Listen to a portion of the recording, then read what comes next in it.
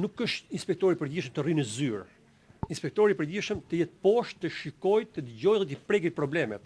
Dhe pikërisht edhe sot ne me gjithë trupin inspektuese, këto janë për të përcjellur mesazhe, pra bashkëpunimi dhe jo dhunë ndaj biznesit, por paralajmërime, këshillime dhe ato bizneset të cilët abuzojnë pa diskutim masa ndëshkuese administrative që trupa e inspektimit dhe nëpërmjet trajnimeve të cilët do të bëhen sot dhe nesër dhe kontrollet të cilët ne do bëjmë inspektimi të rastësishme të përzgjedhura nga ana e inspektoratit të përgjithshëm, pikërisht të synon.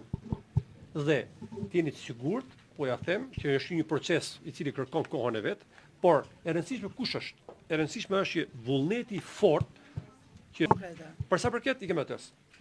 Vlora është plagë. Siç është gjithë Bregdeti, që jemi të ndërgjegjshëm, ka pas problematika dhe sigurisht që institucionet e shtetit ka reaguar dhe po reagojnë dhe duhet të reagojmë dhe më fuqishëm, por nuk është e pamundur që ne të jemi 100% për të përmbyllur gjithçka. Por rasti i fundit i Sarandës tregon qëndrimin e fortë, vullnetin e fortë të qeverisë dhe ne jo pa qëllim, unë si inspektor i përgjithshëm, bashkë me drejtorin e përgjithshëm të policisë zoti Skënder Hitaj, kemi nënshkruar një memorandum bashkëpunimi pikërisht për këtë qëllim.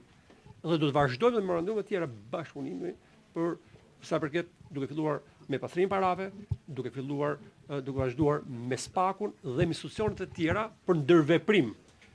Pra që mos jemi të shkputur një institucion nga institucion tjetër,